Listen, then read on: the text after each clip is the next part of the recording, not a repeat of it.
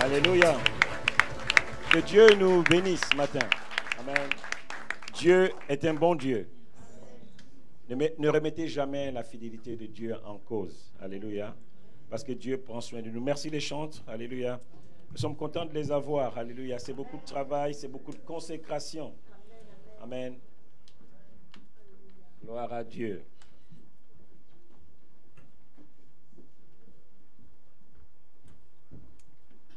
Un jour dans ces parvis. Alléluia. Vaut mieux que 1000 jours passés ailleurs. Vous savez, la société nous présente tellement de difficultés que lorsque nous sommes dans la maison de Dieu et que nous sommes bercés par sa présence, on a envie de rester là et contempler qui il est. Alléluia. Dieu, trouvons notre joie dans le fait. Cette semaine, j'ai beaucoup écouté des louanges et ça m'a fait beaucoup de bien. Alléluia. Des paroles d'encouragement au travers des chants, au travers de la musique. Ça rassure, ça renouvelle notre intelligence et ça inscrit des choses au plus profond de nous. Et le pasteur Laurence me disait tout à l'heure, il y a un chant que nous avions écouté pendant que nous étions en voiture. Et elle me disait, mais chérie, toute cette semaine, ce chant ne faisait que revenir dans ma tête. Alléluia. Dieu est un bon Dieu. Ce matin, je voulais nous partager une méditation sur toujours la famille. Vous savez, depuis un temps, nous travaillons sur le thème de la famille, montrer que l'Église est une famille. Trop de personnes se retrouvent dans des églises et se retrouvent seules, en fait. Au milieu de la foule, on peut être seul. Alléluia. Et donc, c'est important pour l'Église de se réapproprier cette notion de famille. Alléluia. Cette notion de corps, cette notion du fait que nous avançons ensemble. Vous voyez, dans un stade de foot, il y a 90 000 personnes qui vont pour supporter 22 joueurs. Mais dès que le match est fini, chacun retourne à sa réalité. Nous ne voulons pas que l'Église soit comme ça. L'Église, c'est un endroit où Dieu nous met ensemble pour pouvoir nous porter les uns les autres, pour pouvoir nous soutenir les uns les autres. Et cette notion de revenir sur la famille, c'est quelque chose de fort, c'est quelque chose d'important. Vous voyez, nous vivons dans une société tellement égoïste aujourd'hui. Chacun roule pour lui, chacun travaille pour son truc, chacun travaille pour son appel, chacun travaille pour son ministère, chacun travaille pour sa maison, chacun travaille pour sa chapelle, chacun travaille pour ses choses à lui. Mais Dieu veut à nouveau que nous puissions revivre cette dimension de famille dans l'Église où on se porte les uns les autres des fardeaux, où on se soutient les uns les autres. Alléluia. Et le Seigneur nous met ça à cœur. Et ce matin, je voulais partager quelques paroles sur ce qui tue l'esprit de famille. Alléluia. Ce qui tue l'esprit de famille. C'est important que l'on en parle aussi dans l'Église. Qu'est-ce qui peut faire qu'à un moment donné, cette dimension-là est déstabilisée? Vous savez, à chaque fois que nous voulons faire la volonté de Dieu, il y a malheureusement quelqu'un qui combat pour que la volonté de Dieu ne se fasse pas. Amen. Et le diable, c'est une réalité vraiment. Alléluia. Nous n'allons pas perdre du temps à parler de lui, mais il existe. On essaie de nous faire croire en France qu'il n'existe pas, alors qu'il est bien assis là. Amen. Il existe réellement. Et sa mission, c'est de contrecarrer les plans de Dieu pour l'humanité. Alléluia. Et nous devons en être conscients. Mais nous sommes assis sur une puissance plus grande et nous n'avons pas de temps à perdre avec lui. Alléluia. Et je voulais qu'on lise un texte dans 2 Chroniques 21.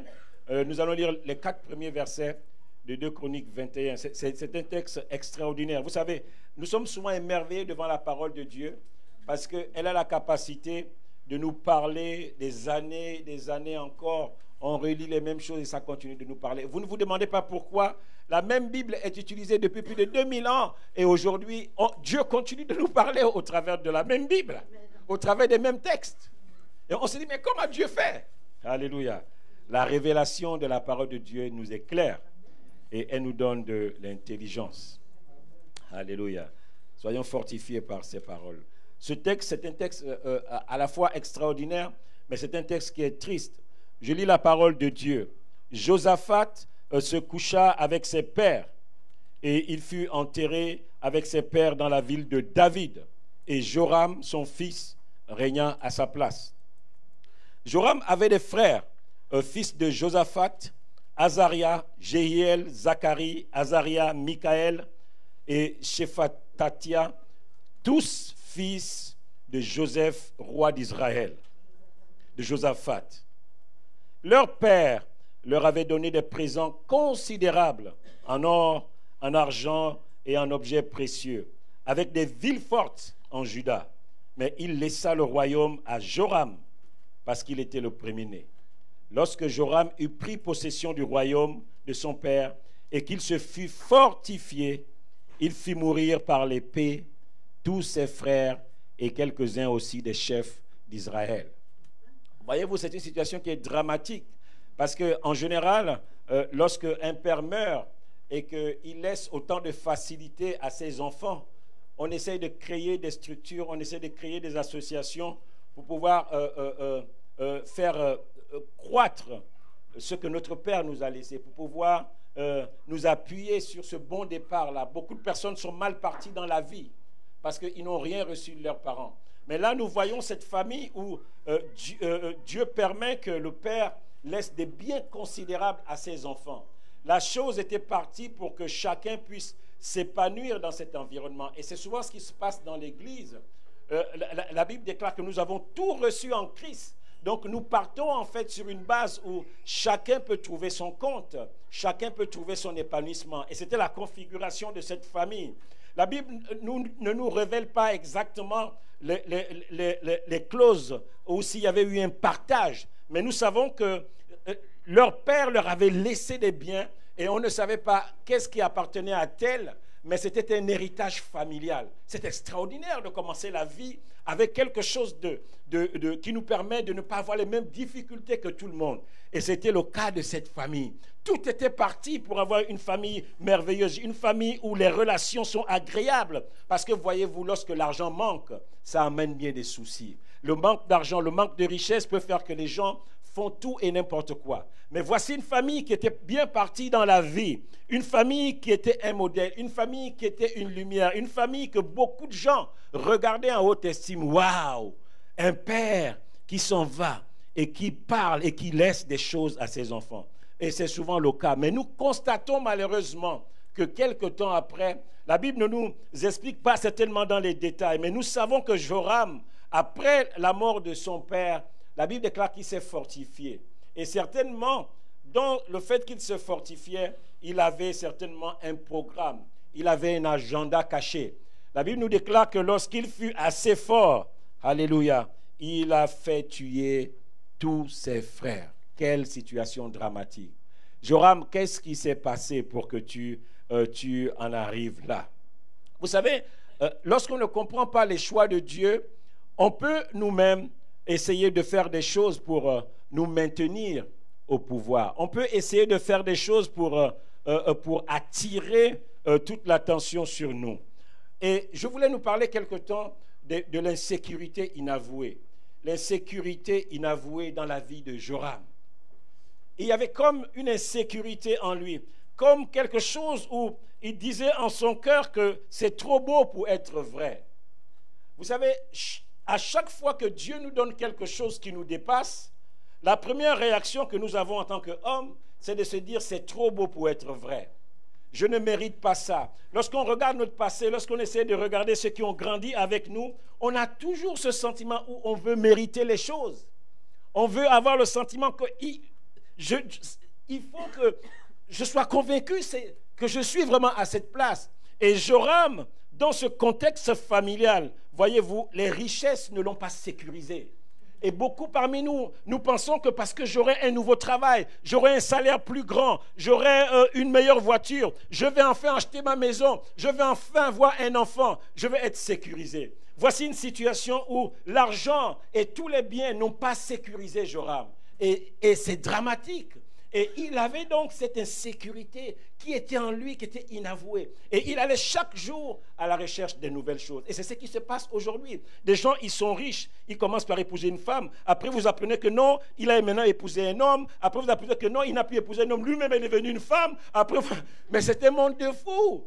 Amen. Parce que les gens, au-delà de la richesse, au-delà de tout ce qu'ils peuvent avoir, il y a une insécurité qui est là, qui n'est pas avouée. Et souvent, personne ne peut t'aider lorsque ton insécurité n'est pas avouée. Et Joram était donc dans cette situation, une insécurité inavouée.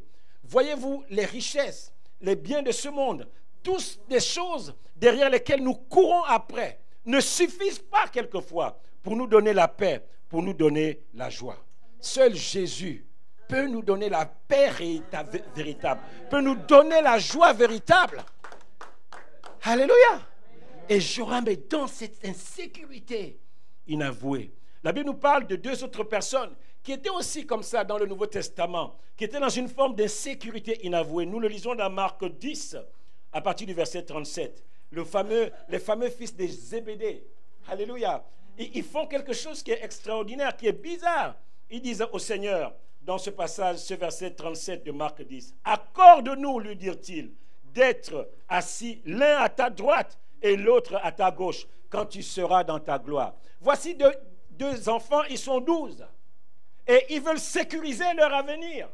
Ils veulent dire à Dieu, Seigneur, on veut te verrouiller dans l'au-delà. On veut être sûr que dans l'au-delà, nous serons à tes extrémités. Parce qu'on veut être sûr, on veut sécuriser notre éternité. Et le Seigneur leur dit, vous ne savez pas ce que vous demandez.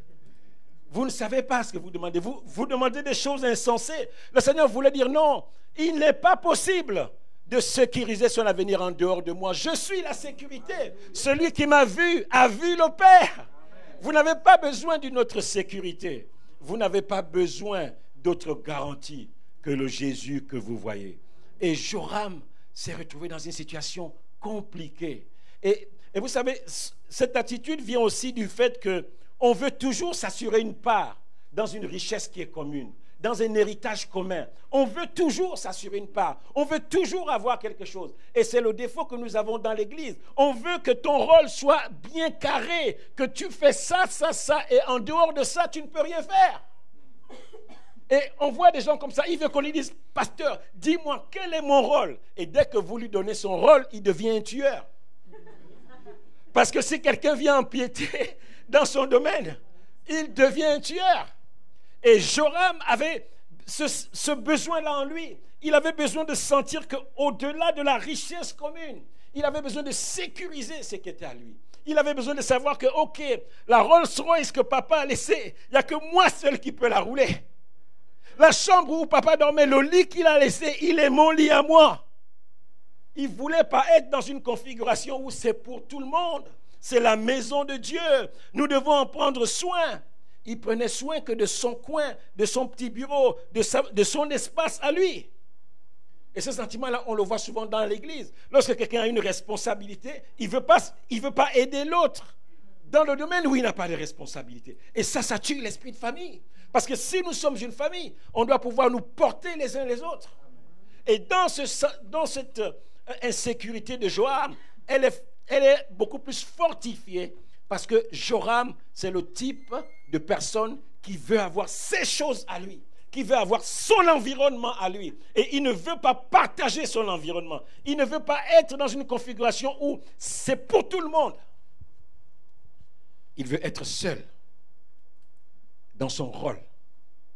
Et vous voyez que cette attitude, souvent, l'a amené au meurtre. Et cette attitude a amené les fils de Zébédée à ne penser qu'à eux. Au milieu de 12 disciples, ils n'ont pensé qu'à sécuriser leur avenir à eux. Et l'Église devient un champ de course où tout le monde veut démarrer avant les autres. L'Église devient un champ de course où chacun travaille pour son appel, son ministère, sa visibilité sur Internet, son nombre de vues, son nombre de likes. C'est par rapport à ça que l'Église aujourd'hui court. Combien de personnes ont cliqué la vidéo? Combien de personnes sont venues mettre un j'aime sur ma photo? Et notre vie est rythmée par ça aujourd'hui. Combien de personnes sont venues me serrer la main à la fin pour dire, pasteur, tu as bien prêché? Joram avait une insécurité inavouée. Dans la richesse,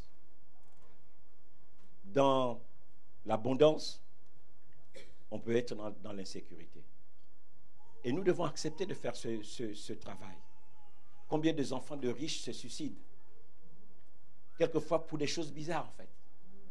Et tu te dis, mais comment il va se suicider pour ça avec tout ce qu'il a? Moi, si j'avais ne fût-ce qu'un centième de ce qu'il a, je ne me serais pas suicidé. Seul le Seigneur nous sécurise. Et nous devons le comprendre que quand on est dans un contexte de famille, nous devons être conscients que ce que Dieu me donne est à moi. Au-delà des richesses, Joram avait eu la royauté. Ça lui donnait de l'avance sur ses frères. Et il pouvait être content de ça. Mais c'est dire, oui Seigneur, j'ai la royauté, alors dans ça, j'ai de l'avance sur les autres. Et tu dois être conscient que Dieu ne se répand pas de ses dons et de ses appels. Si Dieu t'a mis quelque part, personne ne va te déstabiliser. Personne ne va mettre la main sur ce qui est à toi, à moins que toi-même tu vendes ton droit d'aînesse. Mais personne ne prendra ce qui est à toi. Et lorsqu'on est dans une famille, nous devons être conscients que lorsque nous avons quelque chose et que nous sommes conscients au fond de nous que c'est Dieu qui nous l'a donné, personne ne nous le prendra. Personne ne va te l'arracher. C'est ton champ. C'est toi-même, en fonction du sérieux ou de la négligence que tu vas mettre dans le rôle que Dieu t'a donné à jouer dans l'église, qui va faire que tu perdes ou tu gagnes. Mais Dieu ne reprendra pas ce qu'il t'a donné. Et souvent, lorsque les gens ne sont pas conscients, ne comprennent pas les choix de Dieu, ou la façon dont Dieu donne ses dons, on est dans l'insécurité. Vous avez des gens, ils ont tout, mais ils sont toujours inquiets. Vous vous dites au fond de vous, mais si j'avais rien que ce qu'il a. Alléluia. C'est dramatique. Et nous allons continuer. Nous allons voir un deuxième point dans la vie de Joram. Nous allons lire le verset 13 du même chapitre. Lorsque cette situation s'est passée, ça a vraiment été difficile. Parce que, voyez-vous, la mort de quelqu'un ou le fait que quelqu'un part, c'est quelque chose qui est difficile à assumer. Parce que c'était une famille enviée. Et cette famille qui était de 6, elle se retrouve avec une seule personne. Joram est tout seul. Il a les mains libres. Mais vous savez, on peut avoir les mains libres et nous mettre une balle dans la tête. Parce que les personnes que Dieu met autour de toi contribuent à ton équilibre. Tu as toujours besoin de quelqu'un qui te prend la tête pour pouvoir comprendre que tu dois travailler ton côté impulsif. Tu as besoin toujours de voir quelqu'un qui t'énerve pour comprendre que tu dois travailler la maîtrise de soi. Et si tu te débarrasses de ces gens-là, mais tu finiras par te mettre une balle dans la tête. Parce que ces gens-là ne seront plus là.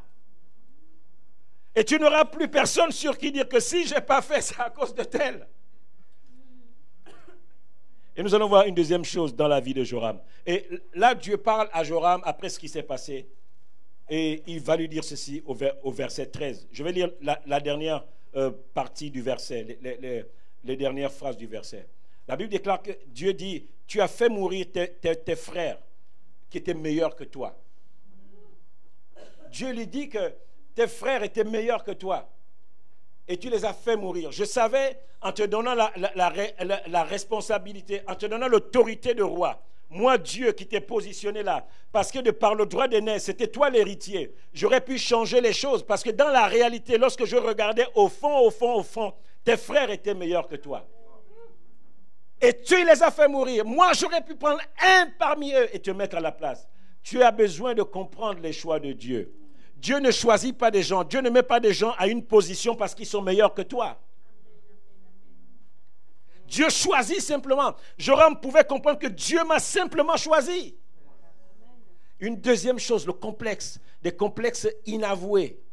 Parce que c'est souvent des choses cachées. C'est souvent des choses bizarres. Et là, Joram savait que ses frères étaient meilleurs que lui. Vous savez, dans la vie, nous savons reconnaître des gens qui sont meilleurs que nous. Même lorsqu'on nous dit tous que non, vous êtes extraordinaires. Mais nous savons que lui, il est meilleur que moi. Lorsque tu es dans une salle de classe, même si tu es le premier de la classe, tu sais que lui, il est meilleur que moi dans telle matière. Et Joram vivait avec ce complexe inavoué qui était caché en lui. Ses réactions étaient motivées par ce qui se passait en lui. Il enviait ses frères, mais il n'osait pas le dire. Il se disait certainement lui-même, un jour, il risque de prendre ma place.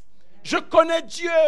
il ne me laissera certainement pas la possibilité que si je fais une erreur, Dieu peut mettre l'un d'eux à ma place. Alors Seigneur, je vais t'aider. Je vais résoudre la situation. Je vais balayer autour de moi. Je vais nettoyer autour de moi pour que cette possibilité-là n'ait jamais lieu. Et vous avez des gens comme ça dans l'église. Il a une responsabilité. Et il va dénigrer tout le monde autour de lui pour se rassurer que là, il est le meilleur. Il n'y a que lui qui est bien vu auprès de pasteurs. Il n'y a que lui qui est vraiment la solution. Il va tuer autour de lui parce qu'il a en lui une insécurité, des complexes inavoués. Et souvent, le pasteur Lancement, nous avions des personnes avec qui nous avons grandi. Lorsque vous les voyez, vous dites, mais des personnes extraordinaires. Des personnes qui sont beaux, belles, mais ils sont convaincus qu'ils sont vilains et vilaines. Au point qu'ils se vendent moins cher au premier homme qui vient. Elle se donne ou il se donne parce qu'il est convaincu que non, aucun homme ne va l'aimer. Et le premier homme qui vient lui dire, je t'aime, il m'a dit, je t'aime. Il m'a dit, je t'aime. Et elle se jette dans ses bras parce qu'elle a des complexes inavoués. Et tant que tu ne vas pas assumer ça, tu es un potentiel tueur. Tu es un potentiel tueur. Parce que lorsque quelqu'un va rentrer dans ton espace et qu'il a quelque chose que tu n'as pas, tu vas commencer à développer des stratégies pour le tuer. Oh, tu sais, pasteur, hein, tu le vois là, mais tu ne le connais pas. Il y a beaucoup de gens qui sont venus avant lui. Tu sais tel qui est arrivé. Tu sais ce qu'il t'a fait, non, pasteur? Donc, attention. Il est simplement en train de tuer autour de lui. Mais vous savez, quand on est un pasteur, si on ne croit pas aux gens, sur parole, on n'est pas digne d'être un pasteur. Même lorsque tu as le sentiment que la personne me roule, mais tu es obligé de croire à sa parole, parce qu'on n'a que la parole. On n'a que la parole jusqu'à ce que tu réalises que sa parole ne valait pas un clou. Mais tu es obligé de croire aux gens sur parole. Sinon, tu ne peux pas être pasteur. Et c'est pour ça que les gens ont le sentiment que le pasteur, il est idiot, quoi. Mais le jeu du frère ou de la sœur, mais il ne voit pas. Il voit le pasteur. Mais il n'a que les paroles des gens. Et Joram avait des complexes inavoués. Et le Seigneur veut nous parler ce matin. Pour que chacun de nous réalisons que là où Dieu t'a mis, peut-être que tu n'es pas le meilleur. Mais saisis cette possibilité que Dieu te donne d'être le responsable et de donner le maximum que tu peux. Ellen White disait, nous devons être la meilleure version de nous-mêmes. La meilleure version de nous-mêmes. C'est ce que Martin Luther a repris en disant, sois le meilleur, quoi que tu sois. Si tu es un balayeur de rue, sois le meilleur balayeur de rue possible. Sois le meilleur dans ton domaine. Tu es roi, sois le meilleur dans ton domaine des rois. Tu as déjà eu plus que les autres. Toi, tu as le royaume. Eux, ils n'ont que du matériel. Et puis, quand on voit la succession royale, ils ne peuvent pas prendre ta place si tous leurs enfants ne sont pas morts. Qu'est-ce qui se passe, Joram? Il n'a pas traité avec quelque chose qui était en lui. Et beaucoup parmi nous, nous sommes détruits. Nous donnons un visage glorieux. Mais alors qu'au fond de nous, nous sommes ravagés par des complexes que personne ne connaît. Et on avance. Et quand on arrive dans un milieu, on pourrit la vie de tout le monde. On met un mauvais climat parce qu'on n'a pas travaillé nos faiblesses. Parce qu'on n'a pas traité avec ce qui se passe au fond de nous. Parce qu'on n'a pas traité un jour avec une phrase que quelqu'un nous a lancée et qui défile en boucle dans notre esprit et qui finit par nous ravager au fur et à mesure. Je veux te dire ce matin que ce que Dieu t'a donné est à toi. Et tu as besoin de t'investir dans ce que Dieu t'a donné pour donner la meilleure version de toi-même. Tu n'as pas besoin de tuer quelqu'un. Tu n'as pas besoin de critiquer quelqu'un. Tu n'as pas besoin d'enfoncer quelqu'un. Tu n'as pas besoin de te justifier. Tu n'as pas besoin de donner le sentiment que non, demain sera mieux. Dieu t'a donné quelque chose. Travaille et donne la meilleure version de toi-même. Donne la meilleure version de toi-même. Et tu n'auras pas le temps pour les autres. Tu n'auras pas le temps pour développer des stratégies. Joram devait se dire, ce n'est pas possible. Lorsque je vois Zacharie, non, il est quand même un peu plus beau que moi. Vous savez qu'en Israël, un des critères pour être roi, c'était la beauté. Certainement parmi nous aujourd'hui, si on vivait à cette époque, beaucoup ne seraient pas rois.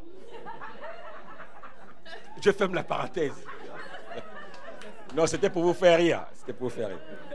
Moi, certainement, je ne serais pas roi aussi. Hein. Mais il y a des gens qui seraient des reines et des rois. Et certainement, Joram devait se dire, oh là là, lorsque je vois Jéhiel, déjà le nom c'est Jéhiel. Vous savez, il y a des noms qui font envie en fait. On a envie d'avoir ce nom-là parce qu'on pense que la personne est devenue ce qu'il est à cause du nom. Jéhiel. Wow. Ça sonne bon. Et il s'est dit non, comme il s'appelle Jéhiel, et les gens aiment bien Jéhiel, Jéhiel, Jéhiel. Quand on arrive dans un milieu, c'est toujours Jéhiel, Jéhiel, Jéhiel. Non, il faut que je le détruise. Il y a des gens comme ça, ils arrivent quelque part, il n'y a que eux qu'on voit. Amen. Dès qu'ils rentrent dans une pièce, même si vous avez la même tenue, mais on va s'approcher de lui pour lui dire, mais oh, ta veste est belle. Mais toi, tu as envie de dire, mais moi, j'ai la même veste aussi. J'ai la même veste, tu ne m'as pas vu. Et tu vas commencer à développer les complexes de Joram. Et tu vas te dire, comment je peux faire pour me démarquer de mon frère, pour me démarquer de ma soeur. Parce qu'à chaque fois qu'on va quelque part, c'est lui qu'on voit. Mais toi aussi, tu as reçu quelque chose. Travaille ça pour que dans ton domaine, c'est toi qu'on voit. Ne cherche pas à tuer l'autre. Ne cherche pas à te dire que mince, pourquoi c'est toujours lui. Et souvent, on s'est fait des ennemis comme ça. Parce qu'on arrivait dans un milieu. Rien que quand on ouvre la bouche, notre voix attire les gens. Waouh, quelle voix! Et toi, tu te dis, mais pourquoi moi aussi j'ai parlé? Pourquoi c'est toujours lui? Et tu rentres dans ta chambre, tu te cognes la tête sur le mur. Tu commences à développer des complexes. Des complexes inavoués. Ça tue la cohésion dans la famille. Chacun doit accepter d'être ce qu'il est. Je vous dis, quand vous allez comprendre ça, il y a des combats que vous n'allez plus combattre. Il y a des choses sur lesquelles vous n'allez plus perdre du temps. Tu te diras, Seigneur, j'essaie de travailler ce que tu m'as donné. Parce que Dieu ne se répand pas de ses dons et de ses appels. Certainement, nous avons mangé la même bouffe. Mais lui, aujourd'hui, il est directeur.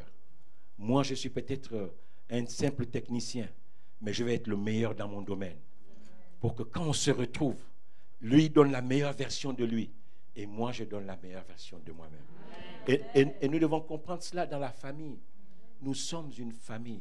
Et nous devons pouvoir porter les uns les autres. Se dire que, ah oui, lui, ce qu'il fait, il le fait bien. Lorsque j'aurai besoin de sa capacité à dire les choses directement, je vais apprendre de lui. Je vais m'inspirer sur lui. Parce que lui, ce n'est pas quelqu'un qui fait ça. Il va droit au but, mais il arrive à bien dire les choses et à bénir les gens. Et l'Église est une famille. Et si nous comprenons que ces choses-là nous détruisent, nous allons pouvoir dépasser cela et pouvoir travailler pour l'unité dans le corps de Christ. Alléluia. Je vais parler d'un dernier point. Et nous allons lire dans Luc 18. Luc 18, à partir le 11e verset. Alléluia. C'est une histoire aussi que nous connaissons, que nous avons souvent lue. Et le pharisien debout priait ainsi en lui-même. Ô Dieu, je te rends grâce que je ne suis pas comme le reste des hommes qui sont ravisseurs, injustes, adultères, ou même comme ce publicain. Ici, ce que je vais pointer, c'est souvent l'esprit de comparaison dans l'Église. Et on a souvent, pour nous positionner, on a besoin souvent dans l'Église d'avoir le sentiment qu'on n'est pas le seul à faire des erreurs. Et vous avez quelqu'un qui va venir vous parler même, il va vous dire, mais pasteur, tout le monde, nous tous, nous faisons des erreurs. Alléluia, parce qu'il ne veut pas se retrouver seul. Il ne veut pas se retrouver seul dans son erreur. Et il essaye d'embarquer le maximum de personnes. Et ça va même passer par le fait que j'essaie de voir dans l'Église les gens qui sont en vue. Et si je vois simplement un seul domaine dans leur vie où moi j'ai de l'avance, ça veut dire que je ne suis pas aussi minable que ça. Le fait de se satisfaire, le fait de se positionner par rapport aux erreurs des autres, ça c'est quelque chose qui tue l'esprit dans la famille. Mais lui aussi, il a fait telle erreur. Ça veut dire que moi, si je fais l'erreur, ce ne serait pas trop grave. Parce que le jour que le pasteur va venir simplement me faire la remarque, je vais pointer le frère en disant que mais Lui, il est pire que moi. Alléluia. L'esprit de comparaison, c'est quelque chose qui détruit. Et Dieu ne va pas te juger en fonction de l'autre. Mais Dieu, tu seras seul devant le grand trône blanc. Personne ne pourra se justifier ce jour-là. Personne ne pourra dire le pasteur ne m'aimait pas. Personne ne pourra dire qu'on avait toléré ça pour tel, mais pas pour moi. Personne. En fait, lorsque tu seras devant le trône de Dieu, la capacité à se justifier va disparaître. Vous savez, il y a des milieux où vous vous retrouvez où vous ne pouvez même pas vous justifier. C'est un peu comme quand vous prenez l'enfant, il est en train de piquer du chocolat et puis il a mis la main dans le Nutella et il a le Nutella comme ça. Il ne peut pas dire que non, je n'ai pas pris le Nutella. Ce sera comme ça lorsque nous serons devant Dieu. On n'aura pas la possibilité. Parce que dès que tu vas venir devant le grand trône blanc, un livre va s'ouvrir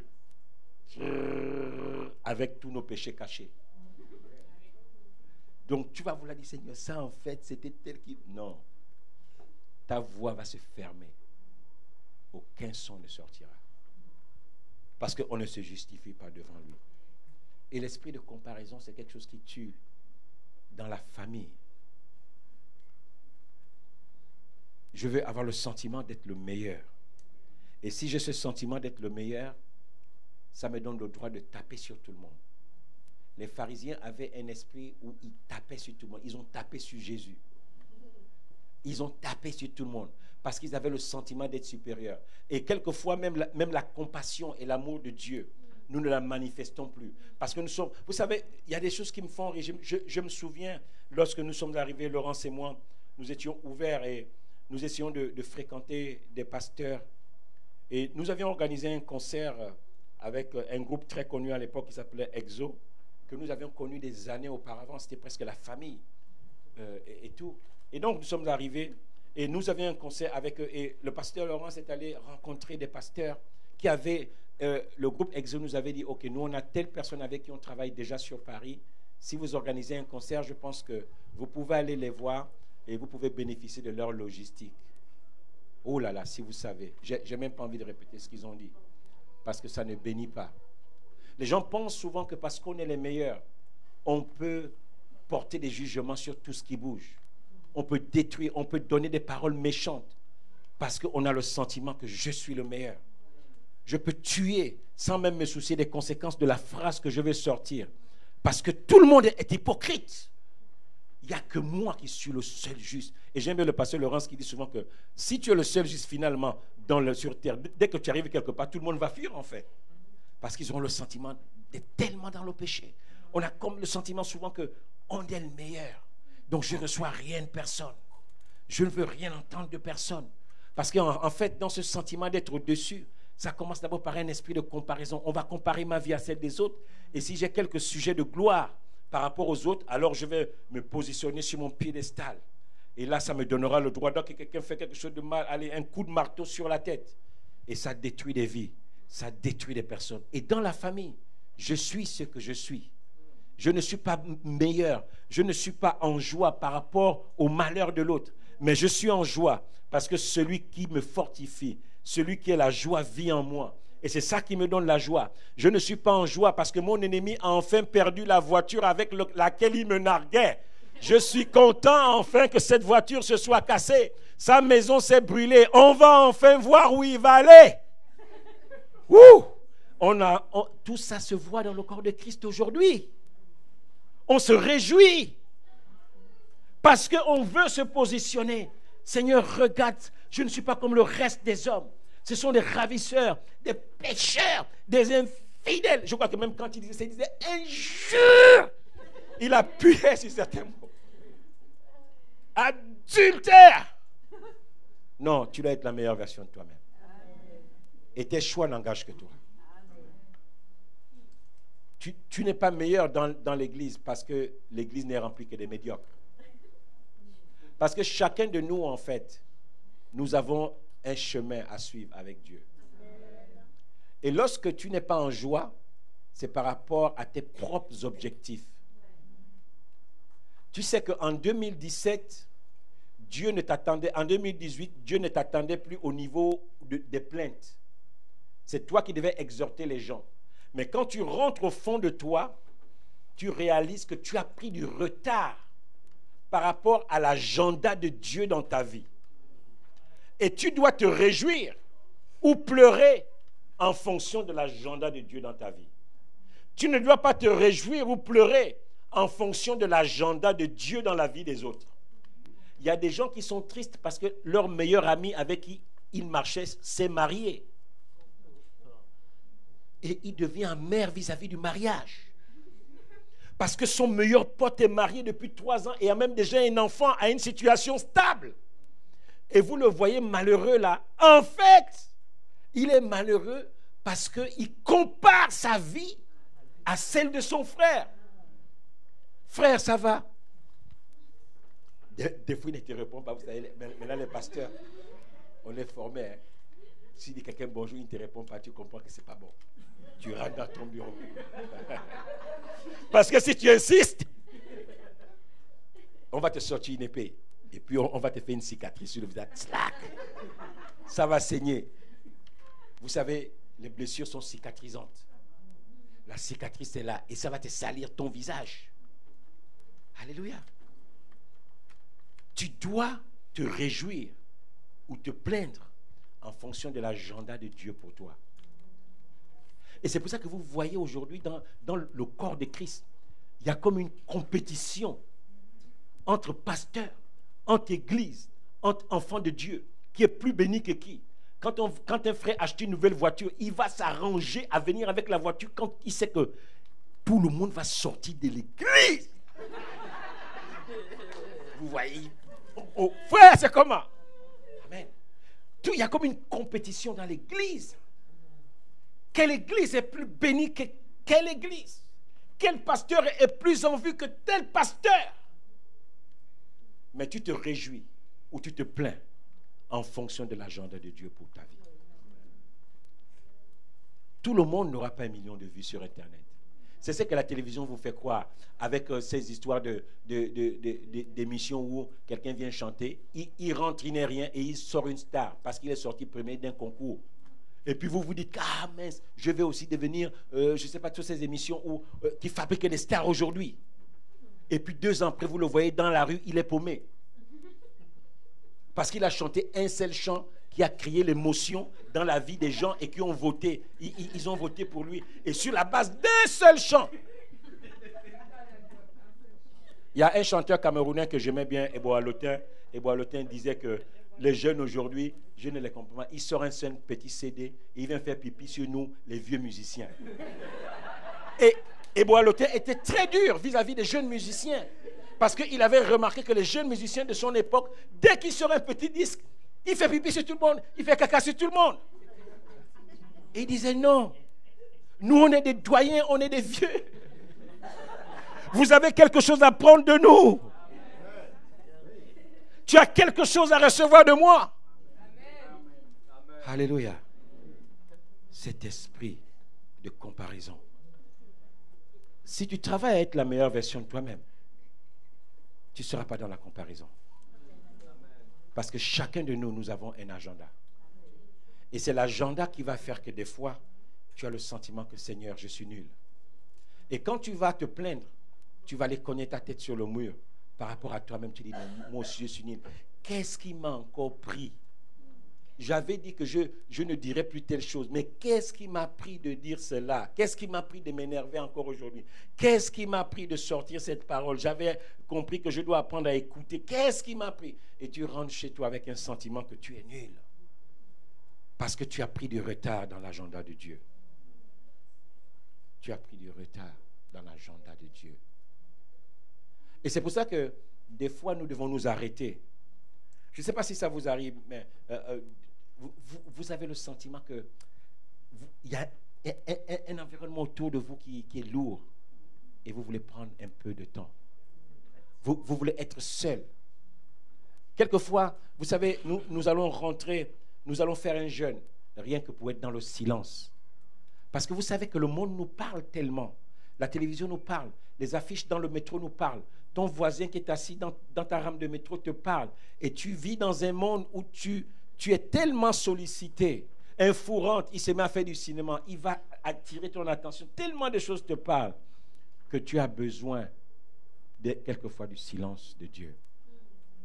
Tu as besoin d'être enfermé et rien que d'être dans le silence pour saisir. Vous savez, les paroles de Dieu sont tellement précieuses. Je ne sais pas si ça vous arrive. Avant de dormir, vous faites le vide en vous et vous voulez saisir une parole de Dieu. Vous voulez dormir avec une parole parce que votre journée a tellement été chargée. Vos collègues de travail vous ont donné le sentiment que tous les problèmes, c'est à cause de vous. Et vous vous dites, Seigneur, j'ai besoin d'une parole de consolation. J'ai besoin de dormir avec quelque chose. Et vous prenez 30 minutes avant de dormir parce que votre esprit est en train de se balader dans l'environnement de la parole de Dieu. Cherchez une parole qui va vous faire bien. Vous savez que les paroles de Dieu, quelquefois, font du bien. Une simple parole, tu dis, waouh, Seigneur, j'avais besoin d'entendre ça. J'avais besoin d'entendre ça. Et tu cherches une parole. Alléluia. Et c'est pour ça que la semaine prochaine, en fait, nous allons... j'ai programmé ce jeûne, ce temps de jeûne, mercredi, jeudi, vendredi. Et j'ai nommé le thème de ce jeûne, c'est « Ce n'est plus moi qui vis ». Alléluia. On va vous distribuer les brochures tout à l'heure. Ce n'est pas nécessaire de distribuer maintenant. Ce n'est plus moi qui vis, c'est Christ qui vit en moi. Amen. Nous devons nous réapproprier la puissance de la croix, de réaliser que je ne suis pas seul. Il y a quelqu'un qui m'aide à faire le boulot. Il y a quelqu'un qui vit en moi, qui m'accompagne. Ce n'est plus moi qui vis, c'est Christ qui vit en moi. Je voulais nous encourager ce moment là pour être la meilleure version de nous-mêmes. Ces 3 situations que nous avons évoquées ce matin, c'est pour nous interpeller. Une famille, c'est l'harmonie. Une famille, c'est d'abord un état d'esprit. Vous savez que même dans une maison riche en biens matériels, on peut être triste. Et c'est ce qui s'est passé dans la famille de Josaphat. Ils avaient tout. Les enfants de Josaphat avaient tout reçu. Mais cela n'a pas suffi pour apporter l'ambiance qu'on voulait dans une famille. Quelquefois, tu te dis, lorsque j'aurai ceci, ma vie serait meilleure. Lorsque j'aurai cela, les choses vont mieux aller. Non, ce n'est pas ça le problème. Le problème, c'est ton cœur. Parce qu'il y a des choses qui nous pervertissent. Il y a des gens qui disent que le jour que j'aurai une voiture, ah Seigneur, je serai à l'heure aux réunions. Et le jour qu'il a eu une voiture, il était celui qui était le plus en retard. Seigneur, le jour que j'aurai une femme, oh, je vais arrêter de regarder les femmes dehors. Non, ce n'est pas ça le problème. Le problème, c'est ton cœur. Le jour que j'aurai, oh Seigneur, si tu me donnes la plus belle femme de ma ville, oh non, je ne serai plus infidèle. Non, le problème, c'est le cœur. C'est le cœur. Et nous avons besoin de travailler le cœur. De comprendre qu'il y a des choses que Dieu seul nous donne et qui nous font marcher de façon victorieuse lorsque nous sommes dans une famille. Chacun de nous doit travailler ses faiblesses. Nous sommes dans une église, dans un monde, quand je parle d'église, c'est l'église en tant que corps de Christ. Plus personne ne veut traiter avec ses faiblesses. Plus personne ne veut s'arrêter devant la voix de l'Esprit qui parle en lui disant, toi aussi, à quel moment tu vas décider de me donner la première place dans ta vie? Cette voix qui va te parler et qui va te dire que non, tu es trop colérique, il faut que tu changes. Parce que ça va finir par te fermer les portes. Cette voix qui va te dire non, ce que j'avais pour toi, je te l'ai donné. Arrête de courir derrière des choses pour lesquelles je ne t'ai pas appelé à avoir. Arrête. Arrête de te lamenter. Arrête d'être triste parce que ton voisin a des choses que tu aurais aimé avoir et que tu ne les as pas. Beaucoup de gens sont tristes, pas parce que Dieu ne les bénit pas, mais parce que Dieu bénit plus leur entourage. Et ça amène de la tristesse en eux. Je voulais que nous fermions les yeux. Je ne sais pas ce que le Seigneur vous a dit, mais moi, ce message que je vous ai partagé, c'est un message que le Seigneur m'a donné d'abord. Et ça m'a fait beaucoup de bien. Je peux vous garantir qu'aujourd'hui, je ne suis plus troublé lorsqu'autour de moi, des gens ont plus que ce que j'ai. Aujourd'hui, je peux vous garantir que je suis content de la version que je suis. Et je me bats personnellement pour être la meilleure version de moi-même. Je suis content, peut-être pas satisfait de l'agenda de Dieu pour moi, parce que comme tous, nous avons certainement pris du retard. Moi, j'ai pris du retard sur des choses là où Dieu m'attendait. Et j'ai le sentiment d'avoir pris du retard. Mais je fais comme Paul disait, je cours. Je cours vers le but. Je cours vers le but. Et ce matin, ce que le Seigneur veut entendre dans la vie, dans la bouche de chacun de nous, Seigneur, j'ai compris ce matin que nous sommes une famille. Et dans une famille, tu as des dons, tu as des talents que tu donnes à chacun de tes enfants. Et je veux arrêter, Seigneur, de ne pas être sécurisé. Tu as besoin d'être sécurisé dans ce que Dieu t'a donné. Tu as besoin de te dire que si Dieu te l'a donné, c'est pour toi. Dieu ne se répand pas de ses dons et de ses appels. Tu as besoin de comprendre que tu dois travailler pour être la meilleure version de toi-même. Afin que s'il y a des pépites qui tombent autour de toi, tu ne tournes pas ton regard et que tu ne te focalises sur ce que Dieu est en train de faire dans la vie de ton frère, dans la vie de ta sœur. Tu apprendras aussi à te réjouir de la vie de tes frères, des bénédictions et des faveurs que Dieu met en eux, sans te comparer à eux. Tu as besoin de comprendre que tes victoires, c'est devant Dieu que tu les célèbres. Ce n'est pas sur le malheur de tes frères. Tes joies, c'est devant Dieu que tu les célèbres et non pas sur les pleurs de ton frère ou de ta sœur. Parce que nous sommes une famille. Tu as besoin de comprendre que si tu réussis, tu vas être un modèle pour ceux de la famille qui ne sont pas arrivés là où tu es arrivé. Tu as besoin de comprendre que si Dieu t'a donné quelque chose, c'est utile pour la famille. Tu as besoin de comprendre que si Dieu t'a donné des biens matériels ou si Dieu t'a positionné sur une position de roi, c'est pour le bien de la famille. Et ce matin, le Seigneur nous rappelle que nous sommes une famille. Et je ne sais pas si tu as peut-être eu le sentiment que quelqu'un est allé se plaindre chez le pasteur de ton cas. Le pasteur a trop insisté sur telle chose. Certainement, quelqu'un lui a parlé de moi. Non, personne ne m'a parlé de toi. Laisse le Saint-Esprit simplement te diriger ce matin. Laisse le Saint-Esprit faire les choses. C'est lui qui nous parle. Moi aussi, j'ai mes propres choses sur lesquelles le Seigneur me reproche. Mais ce matin, le Seigneur nous parle à tous comme étant une famille. Avec à la tête de cette famille, un premier responsable qui est devant vous ce matin. Mais cela n'empêche que nous restons une famille. Joram avait une position de roi, mais il était dans la famille de Josaphat. Et ce matin, je ne m'exclus pas de ce message. Je suis tout entier dedans. Que Dieu nous aide, bien-aimés. Que Dieu nous aide. Prions quelque temps. Nous te bénissons, Seigneur, pour ta parole. La révélation de ta parole nous éclaire, Seigneur, et